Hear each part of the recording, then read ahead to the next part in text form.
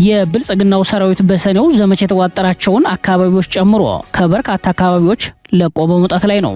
የፋኖ ኃይሎች በበኩላቸው ተጨማሪ ከተሞችን በመቆጣጠር ላይ ናቸው። ለመሆኑ የትኞቹን አካባቢዎች በውጊያ የትኞቹንስ ያለ ውጊያ ለቆ ወጣ የሚለው መረጃ ጨምሮ ዝርዝር አፍላ የውጊያ መረጃዎችን ይዘናል።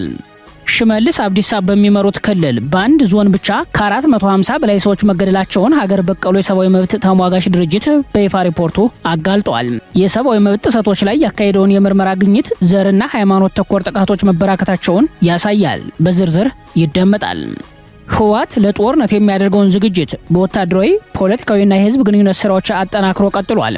የህወሓቱ ጀነራል ወደ ራያ ግንባር ሲገቡ ጦሩ ከራያ አላማጣ ወደ ራያ ቆቦ ተጠግቷል። ብልጽግና በበኩሉ ቆቦን የጦር ማዕከሉ አድርጎታል። የሙሉ ግንባር ውጊያ በማንኛውም ሰዓት ሊጀመር ይችላል ተብሏል። ሌላኛው መረጃችን ነው። የኢራንና አሜሪካ ወታደራዊ ግጭት ሁለተኛ ሳምንቱን ባስቆጠረበት በዛሬው ዕለት መልኩን ቀይሯል። ፕሬዚዳንት ትራምፕ ለንግግር እድል ይሰጥ የሚል ጥሪ ሲያቀርቡ የኢራን ሁለት ድሮኖች ጥቃት በደረሰባቸው በሰዓታት ልዩነት ኢራን ጥቃት መፈጸሟን አቁማለች። ለሰዓቱ የመረጥንላችሁ ዜና ትንታኔያችን ነው። እነዚህና ሌሎችን ይዘናል። አሁን ወደ ዝርዝር መረጃዎቹ እናመራለን። የብልጽግና ሰራዊት ከበርካታ አካባቢዎች በውጊያና ያለ ውጊያ ለቆ በመውጣት ላይ መሆኑ ተሰማም። የፋኖ ኃይሎች በበኩላቸው ተጨማሪ ከተሞችን በመቆጣጠር ላይ ናቸው። የብልጽግናው ሰራዊት በሰኔው ዘመቻ የተቆጣጠራቸውን አካባቢዎች ጨምሮ ከበርካታ የወሎ ቤተ አማራ አካባቢዎች ለቆ በመውጣት ላይ መሆኑ ተሰምቷል። የግንባር መረጃ ምንጮች እንደጠቆሙት የብልጽግና ጦር ቦታዎችን እየለቀቀ ያለው በውጊያና ያለ ውጊያ ነው። ያገዛዙ ጦር በውጊያ ለቋቸው ከወጣ ከተሞች ውስጥ የዳውንት ወረዳ ሙሉ በሙሉ፣ ከለላ ወረዳ ደንገር ከተማ፣ መቅደላ ወረዳ ደብረ ዘይትና ኮሬብ ከተማን ጨምሮ ሌሎች ታዳጊ ከተሞች እንደሚገኙበት ታውቋል። በተለይም ለሚ፣ ሮቢት፣ ደማሲቆ የተሰኙ ታዳጊ ከተሞችን በቀላል ውጊያ መቆጣጠሩ ነው የታወቀው። በዛሬው ዕለት ሐምሌ 20 ቀን 2018 ዓ.ም የብልጽግና ሰራዊት በውጊያና ያለ ውጊያ ከለቀቃቸው ከተሞች ወደ ዋና ዋና ከተሞችና ወደ ሰሜን ወሎ ራያ ቆቦ ቀጠናዎች እየተከማቸ መሆኑ ነው የታወቀው። ከወሎ ቤተ አማራ ወደ ሸዋ የውጊያ መረጃዎች ስንሻገር በሸዋ ቀጠናዎች ዛሬም አዳዲስ የውጊያ ግንባሮች ተከፍተዋል። የአፋብን ሸዋ ጠቅላይ ግዛት አሳምነው እዝ ግዙፉ መሐመድ ቢሆነኝ ኮር የፋኖ ኃይሎች በአርማንያ ክላስተር አርማንያ ቀበሌ ሰፍሮ በነበረው የ103ኛ አየር ወለድ ክፍለ ጦር ከሌሊቱ 10 ሰዓት ጀምሮ እስከ ጠዋቱ 2 ሰዓት ድረስ መብረቃዊ ጥቃት መፈጸማቸውን የፋኖ ምንጮች ለጣቢያችን ገልጸዋል። በዚህ የማጥቃት ውጊያ 3 ምሽጎች መሰበራቸውን የፋኖ ምንጮች አረጋግጠዋል። በዚህ የማጥቃት ውጊያ 3 ምሽጎች መሰበራቸውን የፋኖ ምንጮች አረጋግጠዋል። በተለይም በኑሪያ አፋፍ፣ አርማንያ ገበያ፣ አርማንያ ሃይስኩል ትምህርት ቤት እንዲሁም አርማንያ ኪዳነ ምሕረት ቤተክርስቲያን አጠገብ በተመሳሳይ ሰዓት የፋኖ ኃይሎች በከፈቱት ማጥቃት ያጋዙ አየር ወለድ ኮማንዶ ክፉኛ መመታቱን የፋኖ ምንጮች አክለዋል። የፋኖ ኃይሎች በአርማንያ ክላስተር የከፈቱትን ማጥቃት ተከትሎ ያጋዙ ልዩ ኮማንዶ ከደብረ ሴናና ጣር ማበር ከተማ ተጨማሪ ኃይል ቢመጣም የተጨመረው ኃይል 2 አይሱዚ ሙሉ ሙትና ቆስለኛው ሰብስቦ ሾላ ሜዳና አርማንያ ሆስፒታል መግባቱ ነው የታወቀው። ይህ በእንዲህ እንዳለ በዚሁ የሸዋ ቀጠና የሚኒሻ ኃይሉ ለሰሜኑ ጦርነት ዝግጅት የ5 ቀናት ልዩ ስልጠና መግባቱ ተሰምቷል። እንደ መረጃው ምንጮች ከሁሉም የሸዋ ወረዳዎች የተውጣጡ ሚኒሻዎች በደብረ ብርሃን ዩኒቨርሲቲና በደብረ ብርሃን መምህራን ኮሌጅ ውስጥ ከትላንት ሐምሌ 19 ቀን 2018 ዓ.ም ጀምሮ የፖለቲካና የውጊያ ዝግጁነት የስነ ልቦና ስልጠና እየወሰዱ ይገኛሉ። ከእያንዳንዱ ወረዳ በርካታ ኃይል መመልመሉ ነው የታወቀው። ስልጠናውን የሚሰጡት የአየር ወለድ አዛዦችና ከክልል የተላቁ ካድሬዎች መሆናቸውን የጠቆሙት ምንጮች ከስልጠና ማዕከል ሚኒሻዎች እንዳያመልጡ ከፍተኛ ጥበቃ እየተደረገ ይገኛል ብለዋል። ስልጠናው ለ5 ቀናት የሚቆይ መሆኑን የመረጃ ምንጮቹ አክለው ገልጸዋል። ከሐምሌ 24 ቀን በኋላ ወደ ራያ ግንባር እንደሚያመሩ ይጠበቃል። ከሰሞኑ በተለይ በሸዋ ጠቅላይ ግዛት በርካታ ሚኒሻዎች በጅምላ እየከዱ በመሆኑ ለሰሜኑ ጦርነት ዝግጅት በተጠናከረ ጥበቃ የፖለቲካና የውጊያ ዝግጁነት የስነ ልቦና ስልጠና መስጠት እንዳማራጭ ተወስዷል ነው የተባለው። ሎጂስቲክ ሽመልስ አብዲሳ በሚመሩት ክልል ከ450 በላይ ሰዎች መገደላቸውን ኢሰመጉ ይፋ አደረገ። የኢትዮጵያ ሰብአዊ መብቶች ጉባኤ ኢሰመጉ ይዞት በወጣው ሪፖርት ላይ እንዳመላከተው በኦሮሚያ ክልል በአንድ ዞን ብቻ ከ400 በላይ ሰዎች ተገድለዋል። ምስራቅ አርሲ ዞን በተለያዩ ወረዳዎች ከ2014 ዓ.ም እስከ ግንቦት 24 ቀን 2018 ዓ.ም ድረስ በተፈጸሙ የሰብአዊ መብት ጥሰቶች ላይ ያካሄደውን የምርመራ ግኝት ይፋ ባደረገበት 158ኛ ልዩ መግለጫው ቢያንስ ከ450 በላይ ንጹሃን ዜጎች መገደላቸውን አስታውቋል። ሀገር በቀሉ የሰብአዊ መብቶች ተሟጋች ድርጅት በ37 ገጾች በዝርዝር ባወጣው ሪፖርት መሰረት በዞኑ በሚገኙ 9 ወረዳዎች ውስጥ በታጣቂ አካላት ማንነትንና ሃይማኖትን መሰረት በማድረግ በተፈጸሙ ጥቃቶች የሰው ሕይወት በጅምላ ከማለቁ ባሻገር በርካታ ዜጎች ለአካላዊ ጉዳት፣ ለእገታና ለአስገድዶ መሰወር ተዳርገዋል። በተጨማሪም ከ14000 በላይ ሰዎች ከቀያቸው የተፈናቀሉ ሲሆን በርካታ አብያተ ክርስቲያናትና የግል ንብረቶች መዘረፋቸውንና መውደማቸውን አመላክቷል። ኢሰመጉ ባካሄደው የመስክ ምልከታና መረጃ የማሰባሰብ ስራ ሽመልስ አብዲሳ በሚመሩት ክልል የዘር ማንነትንና ሃይማኖትን መሰረት ያደረጉ ጥቃቶች መበራከታቸውን በዝርዝር አጋልጧል። እንደ ሪፖርቱ ዝርዝር መረጃ ከ2014 ዓ.ም እስከ ግንቦት 24 ቀን 2018 ዓ.ም ባሉ ጊዜያት በመርቲ ወረዳ 117 ሰዎች፣ ሽርካ ወረዳ 116 ሰዎች፣ ጀጁ ወረዳ 101 ሰዎች፣ ሮቤ ወረዳ 47 ሰዎች፣ ጉና ወረዳ 26 ሰዎች፣ ሆንቆሎ ዋቤ ወረዳ 20 ሰዎች፣ ሙኒሳ ወረዳ 19 ሰዎች፣ አሶኮ ወረዳ 5 ንጹሃን ዜጎችና 4 የህዝብ ምንሻዎች፣ አሬሲ ሴሬ ወረዳ 3 ሰዎች በድምሩ ከ450 በላይ ሰዎች ህይወታቸው አልፏል። ኢሰመጉ የሟቾችን ስም ዝርዝር ከነ ምስላቸው አስደግፎም ነው በሪፖርቱ ይፋ ያደረገው። ከግድያው ጎን ለጎን በሽርካ፣ ሮቤም፣ ጀጁ፣ መርቴና ሙኒሳ ወረዳዎች በመቶዎች የሚቆጠሩ ሰዎች በታጣቂዎች ታግተው የተወሰዱ ሲሆን ቤተሰቦቻቸው ከፍተኛ የካሳ ገንዘብ ከፍለው ያስለቀቋቸው ቢኖሩም የበርካቶች ያሉበት ሁኔታ እስካሁን ሳይታወቅ ቀርቷል።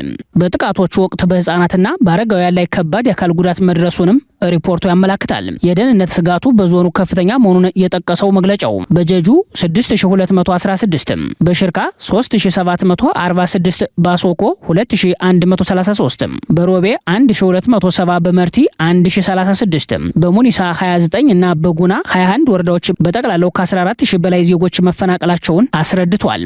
በተጨማሪም እድሜ ጠገብ አብያተ ክርስቲያናት መቃጠላቸውን፣ መዘረፋቸውንና በስጋት ምክንያት መዘጋታቸውን ይፋ አድርጓል። ኢሰመጉ ድርጊቶቹ በህገ መንግስቱና በዓለም አቀፍ ድንጋጌዎች የተረጋገጡ መሰረታዊ መብቶችን የጣሱና በሰብአዊነት ላይ የተፈጸሙ ወንጀሎች ባህሪያትን የሚያሳይ ነው ብሏል። ሽመልስ አብዲሳ በሚመሩት ክልል አብዛኛው የጅምላ ግድያ የሚፈጸመው በአማራና በኦርቶዶክስ ተዋሕዶ አማኞች ላይ እንደሆነ የቀደሙ መረጃዎች ያመላክታሉ።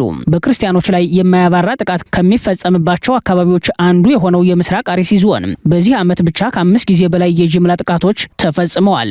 በተለይም ምስራቅ አርሲ ዞን ጉና፣ ሽርካና ሆንቆሎ ዋቢ ተብለው በሚጠሩ አካባቢዎች በተፈጸሙ ግድያዎች በመቶዎች የሚቆጠሩ ንጹሃን መገደላቸው አይዘነጋም። በአርሲ ዞን ከተቃጠሉ አብያተ ክርስቲያናት በተጨማሪ አክራሪ ኃይሎች በደቀኑት ከፍተኛ ስጋት ምክንያት ተከታዮቹ አብያተ ክርስቲያናት አገልግሎት አቁመዋል። ጮጫ እግዚአብሔር አብ፣ ጭሳ ተክለ ሃይማኖት ጎሮ ስላሴም፣ ሄላ ሴሮ ማርያም፣ ዘንባባ አርሴማ ዲጌሉ መድኃኔ ዓለም፣ ኮኔ እግዚአብሔር አብ፣ ሚታና ዮሐንስ አቦ ማርያም፣ ሰቄ ገብርኤል ጠሬታ፣ ባለወልድ ሽፎ ተክለ ሃይማኖት፣ ያያ ዮሐንስ ሸንኮራ ቀርሳ ጊዮርጊስ ለማሳያ ያህል የሚጠቀሱ ናቸው።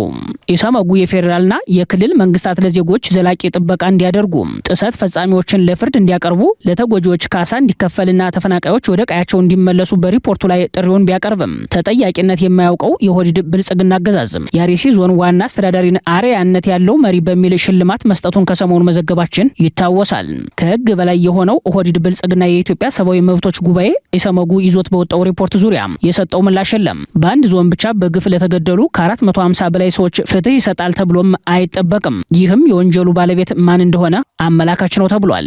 ተጠሪነቱ ለፓርላማ የሆነው የኢትዮጵያ ሰብአዊ መብቶች ኮሚሽን ከሰሞኑ ይፋ ባደረገው ሰነዱ ላይ እንዳመላከተው ህገወጥ የሲቪል ሰዎች ግድያ፣ የዘፈቀደና የተራዘመ እስር፣ አስገድዶ መሰወርና ጠለፋ እንዲሁም ማሰቃየትና የሰብአዊ አያያዝ በቀጣዮቹ 5 ዓመታት ለሰብአዊ መብቶች ተግባራ ዋና ዋና ስጋቶች እንደሚሆኑ መተንበዩ አይዘነጋም። ይህ እጅግ አስፈሪ የሰብአዊ ቀውስ ሁኔታ ዋነኛ ምክንያቱ አገዛዙ ከሚከተለው ጦረኛ ፖሊሲና የህግ የበላይነትን ካለማስከበር ክፍተት የሚመነጭ ሆኖ ይታያል።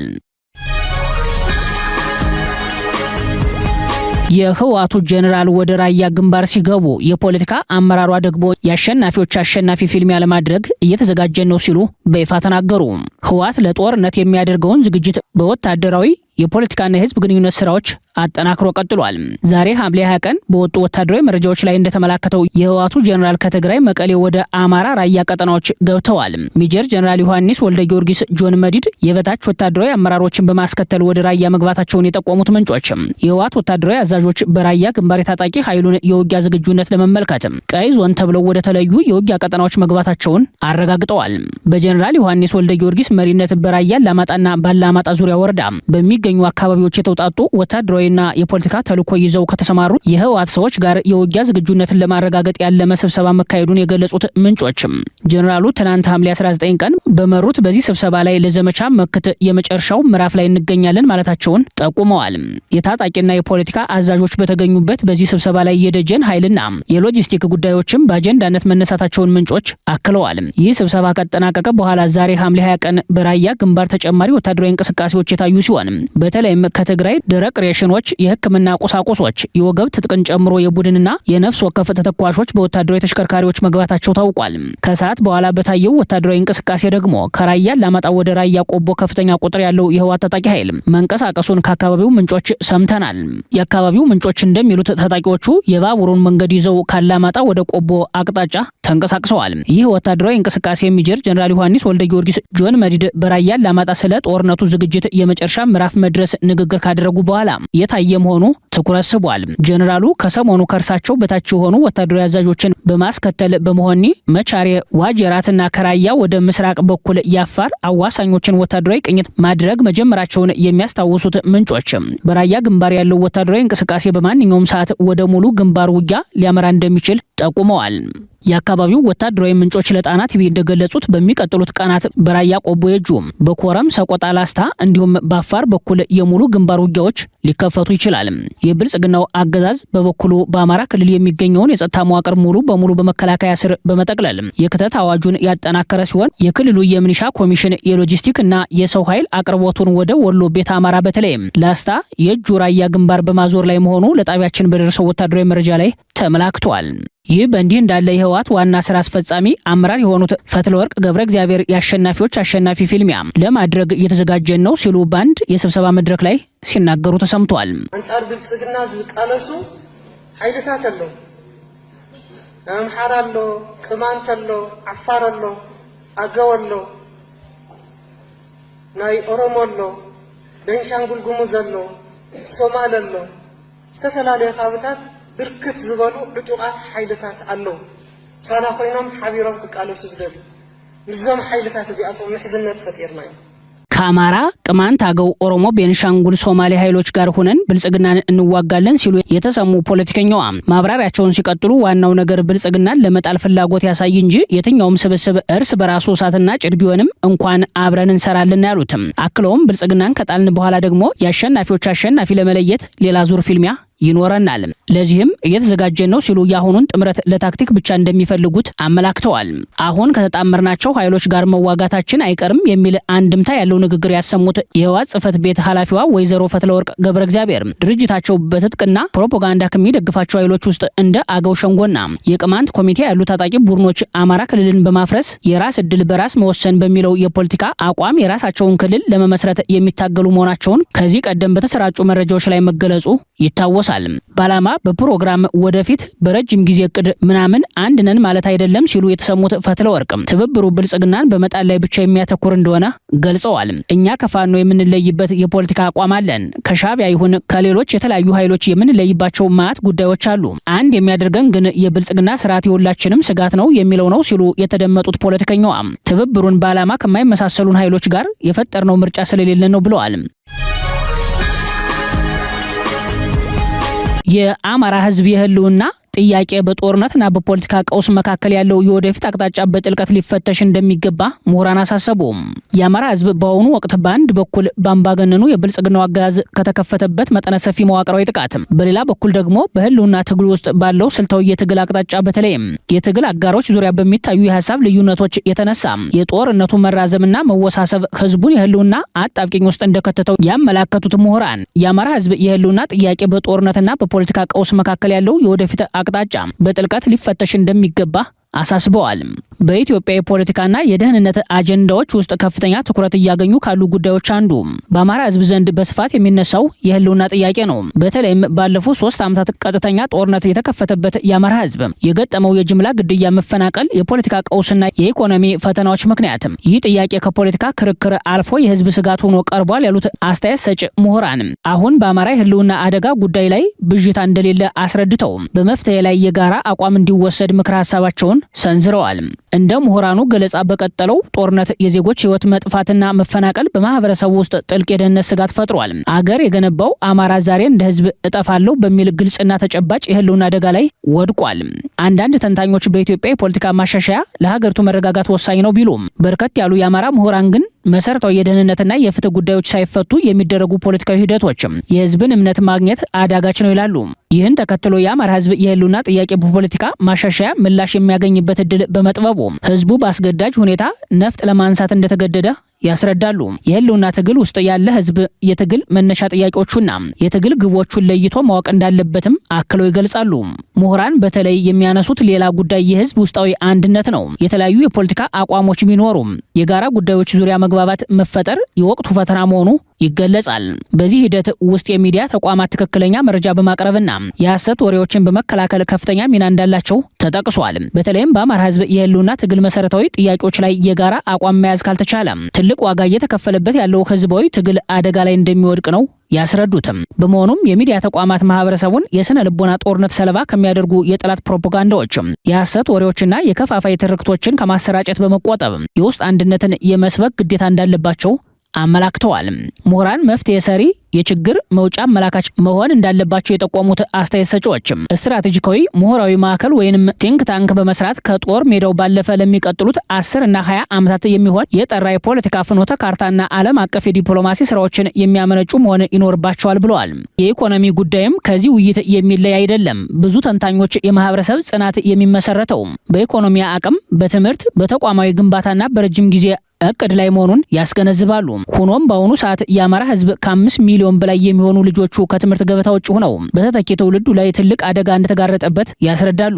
የህልውና ጥያቄ በፖለቲካ መፎክር ብቻ ሳይሆን በኢኮኖሚያዊ ጥንካሬ፣ በማህበራዊ አንድነትና በትውልድ ዝግጅት ጭምር እንደሚወሰን የሚገልጹት ምሁራን የአማራ ህዝብ በተራዛሚ ጦርነት ውስጥ ሆኖም ትውልድን ለማስቀጠል በሚያደርገው ጥረት ምሁራን በሚሉ አቅማቸው ማገዝና መደገፍ እንዳለባቸው ጥሪ አቅርበዋል። ማህበረሰቡ ካገዛዙ ቁጥጥር ውጭ በሆኑ የገቢ ምንጮች በምግብና መድኃኒት ክምችት እንዲሁም በጥሬ ገንዘብ ዝውውር ራሱን ለከፋ ጊዜ ማዘጋጀት እንዳለበት ምሁራን ከሚዲያ ተቋማት ጋር በጋራ በመሆን በተከታታይ ግንዛቤ ሊፈጥሩ ይገባል ሲሉ መውጫ መንገዱን አመላክተዋል። የአማራ ህዝብ የህልውና ጥያቄ በዛሬው የኢትዮጵያ ፖለቲካ ውስጥ ከፍተኛ ትኩረት የሚሻ ጉዳይ ሆኖ ቀጥሏል ያሉት አስተያየት ሰጪ ምሁራን የዚህ ጥያቄ መፍትሄ ግን በአንድ ወገን ድል ወይንም በአንድ የፖለቲካ አቋም ብቻ የሚወሰን ሳይሆን በመላው አማራ አንድነት፣ በውይይት፣ በፍትህ፣ በደህንነት ዋስትና፣ በኢኮኖሚያዊ ጥንካሬና በተቋማዊ ግንባታ ላይ የተመሰረተ መሆኑን አስገንዝበዋል።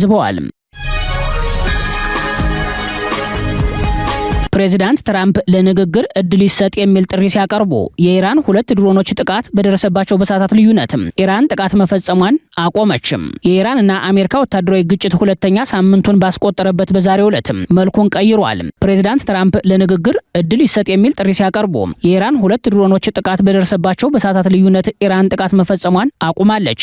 በዛሬው ዕለት ሰኞ ሐምሌ 20 ቀን የኢራን 2 ድሮኖች ተመተው መውደቃቸውን የዮርዳኖስ ይፋዊ የዜና ወኪል ቴትራ ዘግቧል። የዜና ወኪሉ የዮርዳኖስ የጦር ኃይል ጠቅላይ እዝ ወታደራዊ ምንጭን ጠቅሶ እንደዘገበው የሀገሪቱ የጦር ኃይሎች ሰኞ ጠዋት 2 ድሮኖችን መተው ጥለዋል። ድሮኖቹ በዮርዳኖስ ተዋጊ አውሮፕላኖች ተጠልፈው መመታታቸውን የጠቆመው የዜና ወኪሉ ድሮኖቹ ከኢራን ግዛት ተነስተው የዮርዳኖስን የአየር ክልል ጥሰው የገቡ መሆናቸውን አክሎ አስታውቋል። 2 ድሮኖችን በተመሳሳይ ቦታ ያጣቸው ኢራን በበኩሏ በሰዓታት ልዩነት ጥቃት መሰንዘሯን እንዳቆመች አሳውቃለች። በጉዳዩ ላይ የወጡ ዘገባዎች እንደሚያመላክቱት ፕሬዝዳንት ትራምፕ ለንግግር እድል መስጠታቸው ተከትሎ ኢራን ጥቃት መፈጸሟን አቁማለች። ፕሬዝዳንት ዶናልድ ትራምፕ ለንግግሮች የተወሰነ እድል እየሰጡ ነው ሲሉ በተባበሩት መንግስታት ድርጅት የአሜሪካ አምባሳደር መናገራቸውን ተከትሎ ኢራን እና አሜሪካ ሰኞ ዕለት የተኩስ ልውውጥ ማቆማቸው የዓለም አቀፍ ሚዲያዎችን ትኩረት የሳበ የዕለቱ መረጃ ሆኗል።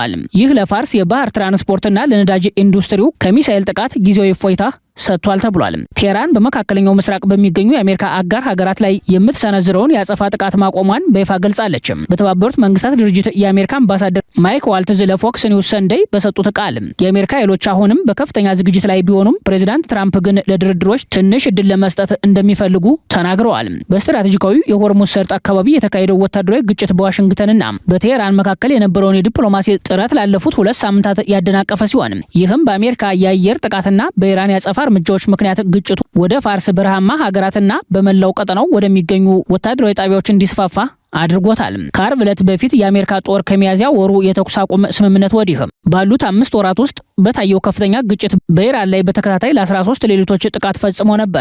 ሆኖም የአርብ የቅዳሜና የእሁድ ሌሊቶች ያለ ምንም ቦምብ ድብደባ አልፈዋል። የኢራን ጦር ቃል አቀባይ ሙሐመድ አክራሜኒያ ስትራቴጂያችን በዋናነት ያጸፋ እርምጃ የመውሰድ ስለነበር እኛም ያጸፋ ጥቃቶቻችንን አግደናል ሲሉ ገልጸዋል። በተኩሱ መቆም ምክንያት ኢንቨስተሮች አንጻራዊ እፎይታ በማግኘታቸው የነዳጅ ዋጋ በሰኞ ዕለት ቅናሽ አሳይቷል። የዓለም አቀፍ የብሬንት ድፍድፍ ነዳጅ ዋጋ በሰኞ ዕለት ማለዳ በ7 በመቶ ገደማ በመቀነሱ የአንድ በርሜል ዋጋ ከ$90 በታች የወረደ ሲሆን የአሜሪካው ዌስት ቴክሳስ ኢንተርሚዲየት ደግሞ በ4 በመቶ ቀንሶ አንድ በርሜል $85.45 ተሽጧል።